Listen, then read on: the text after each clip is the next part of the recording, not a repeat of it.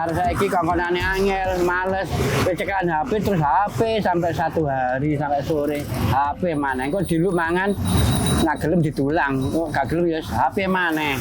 Nyekel HP. Masa dipanggil, "Le, mangan." Wis gak ngreken. Wis HP tok sampai sore HP nak kadang diangkat wong tua didusi banyu anget ini si HP sampai malam ya HP maneh untuk mari HP sore mari magrib cek dulan HP maneh wayah belajar males gak gelem belajar jadi ada perbedaan zaman biyen karo saiki.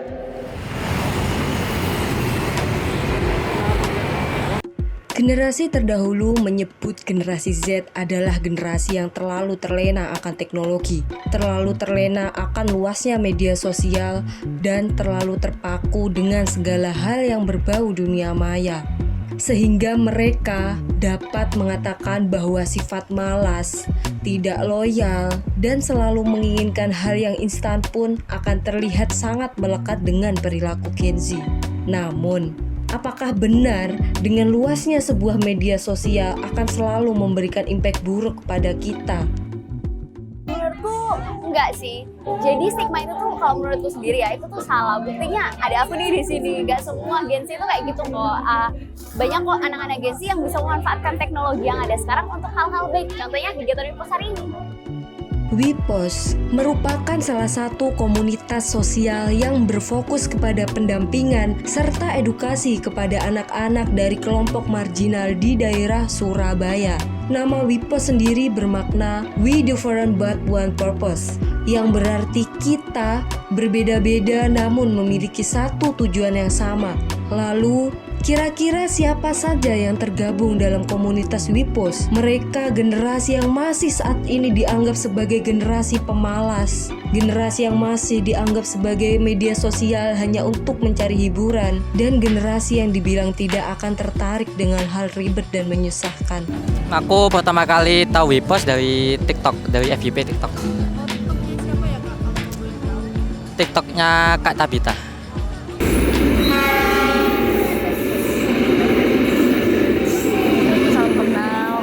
Tabita Nema, asal aku dari Provinsi Riau. Jadi sebenarnya bukan dari Surabaya. Tapi dulu ceritanya adalah 2019 pertama kali tiba di Surabaya, itu bulan Juli, dan 3 bulan setelah itu ya namanya anak rantau bingung gitu ya. Dulu di Riau memang fokusnya ke anak-anak, fokusnya memang aktif ngajar anak-anak. Tapi sampai di Surabaya pengen terus sustain gitu ya. Sampai berkaitan juga dengan jurusan waktu itu psikologi. Jadi cari berbagai komunitas di Surabaya. Tapi di saat itu mungkin komunitas-komunitas sedang tidak open recruitment atau mungkin lagi tidak aktif-aktifnya. Singkat cerita kita menemukan tempat ini di pinggiran rel kereta api. Sebenarnya waktu itu nggak tahu persisnya di pinggiran rel mana gitu ya. Cuman memang punya pikiran Surabaya ini banyak ya ternyata ya. Pinggiran rel Wonokromo tuh banyak gitu. Maksudnya pinggiran rel tuh banyak di Surabaya. Akhirnya kita dapat tempat ini di dalam, dan di sini tuh sebenarnya sudah banyak komunitas teman-teman. Mungkin nggak usah disebutin satu-satu, banyak sekali ya komunitas-komunitas antar universitas, NGO, tapi mungkin memang tidak aktif yang tiap minggu. Mungkin karena ada tugas aja baru ngajar dan sebagainya. Hingga sampailah saya dan rekan-rekan waktu itu mencetuskan nama Wipos itu karena saya mikirnya saya ini bukan anak Surabaya ya sebenarnya. Dan teman-teman saya itu yang anak rantau juga bukan Surabaya. Teman-teman saya itu dari Sulawesi, dari Kalimantan, dari Papua. Sehingga waktu itu ngide aja tiba-tiba tercetus nama We Are Different But One Purpose. Disingkat Wipos gitu ya. Tabita, gadis berdarah Riau penolak stigma bahwa tidak semua Gen Z adalah seorang yang hanya akan terlena dengan hiburan media sosial. Sebagai pendiri Wipos, dia dan kawan-kawannya dapat membuktikan bahwa tidak semua hal dalam media sosial akan berimpak buruk bagi generasi muda.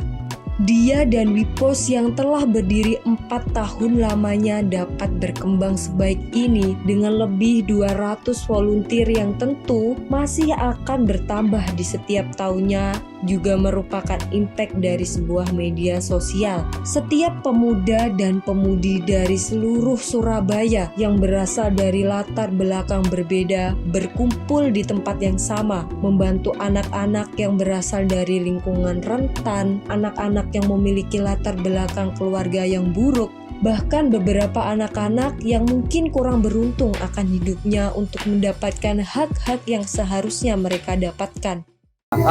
Sosial media itu kayak pedang bermata dua. Jadi kalian bisa jadi lebih baik berkat sosial media, tapi kalian juga bisa jadi lebih buruk gara-gara sosial media. Jadi saranku sebagai kalian yang masih menggunakan sosial media dengan tidak bijak, itu sayang sekali. Jadi kayak sayang banget kamu cuma menggunakan sosial media dengan power sebesar itu, tapi kamu melakukan dengan hal yang tidak berguna. Jadi saranku, gunakanlah sosial media dengan bijak, karena suatu saat kamu pasti butuh itu. Kamu pasti bisa memanfaatkan sosial media itu entah untuk kerjaanmu, entah untuk bisnismu, entah untuk kehidupanmu. Jadi gunakanlah sosmed dengan bijak. Ada gerakan baru yang namanya citizen journalism, dan anak muda hari ini udah harus bisa membuktikan bahwa melalui media sosial mereka bisa menciptakan new social movement, di mana kita bisa bergerak melalui media sosial yang masanya juga konkret. Kalau kita ngomongin no viral no justice, maka kita harus bisa memviralkan segala hal yang saya rasa hal-hal yang memang merugikan negara, hal-hal yang memang merugikan anak muda, dan hal-hal yang berpihak pada hal-hal yang tidak membangun bangsa. Maka dari itu, ayo teman-teman kita speak up. Ucapkan hal-hal yang kalian rasakan, ucapkan hal-hal yang memang dibutuhkan anak muda, karena kalau nggak speak up, ya siapa lagi kalau bukan kita. Jadi manfaatkan sosial media untuk speak up dan lebih berpengaruh untuk mengkritisi pemerintah dan juga hal-hal yang ada di sekitar kita. Kalau ngomongin media sosial itu sangat besar ya, karena manusia itu sekarang nggak remaja aja, bahkan orang tua ya, itu 70-80% kehidupan mereka adalah akses sosial media. Sehingga dengan number yang besar, media sosial itu memberikan dampak kepada psikis kita terutama. Karena media sosial itu punya peran penting dalam membentuk mental. Karena apa yang kita lihat itu menjadi mindset kita. Sehingga kalau dalam konteks pendidikan, itu menjadi power yang sangat besar apabila media sosial ini bisa digunakan untuk konten-konten yang edukatif dan berkolaborasi dengan pihak-pihak bahkan Kementerian Pendidikan, Dinas Pendidikan, sehingga siswa, karena sekolah kan biasanya sekolah cuma 7 jam ya, yang dimana cuma mungkin jam 7 sampai jam 3 sore. Nah di atas jam 3 sore itu menjadi tugas sosial media nih, bisa menjadi konten edukasi untuk anak-anak yang mungkin butuh edukasi ya di luar dari sekolah. Jadi buat teman-teman anak muda yang merasa nih kurang, saya mau bilang selamat, karena ketika kamu merasa ada yang kurang dari diri kamu, berarti kamu mau berkembang. Stay on that track, jadi fokus aja dengan pengembangan yang bisa kamu lakukan.